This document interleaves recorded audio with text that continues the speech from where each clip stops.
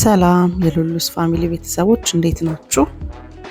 ይሄው እንግዲህ በድጋሚ ተመልሻለሁኝ። ትንሽ ጠፍቼ ነበረ። እንዴት ናችሁ? ጾሙ እንዴት ነው?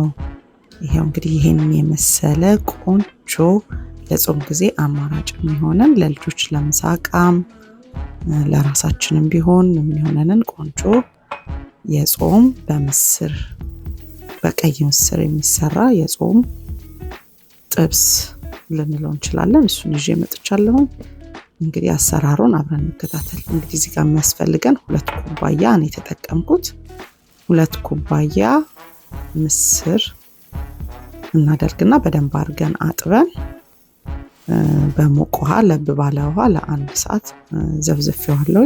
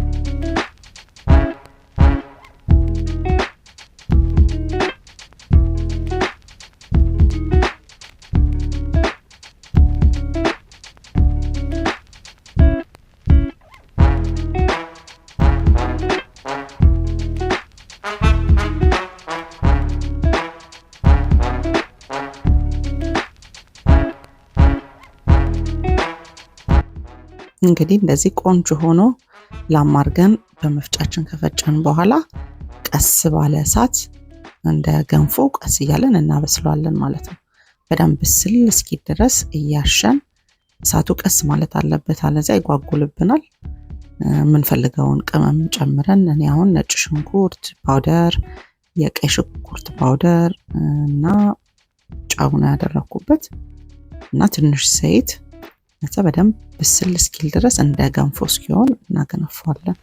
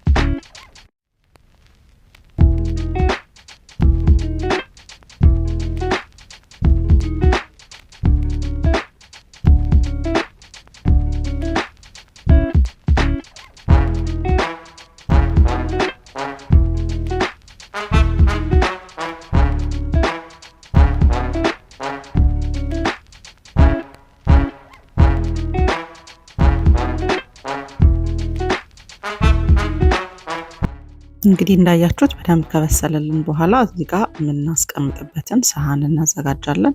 ሰሃኑ የመስታወት ቢሆን ይመረጣል፣ ፕላስቲክ ከሚሆን እሱን ዘይት ቀብተን እሱ ላይ እንገለብጠዋለን ማለት ነው። የሰራነውን ገንፏችንን እዛ ላይ አድርገን በደንብ አየር ውስጡ እንዳይኖር በደንብ ጥቅጥቅ አድርገን እንተመትመዋለን። በእጃችን በደንብ እንደዚህ አድርገን ካደረግን በኋላ ፍሪጅ ውስጥ ከ2 እስከ 3 ሰዓት አቆይተነው እንግዲህ ይሄው ከ2 ሰዓት በኋላ ተመልሼ መጥቻለሁኝ። ቆንጆ ሆኖ ቀዝቅዞልኛል።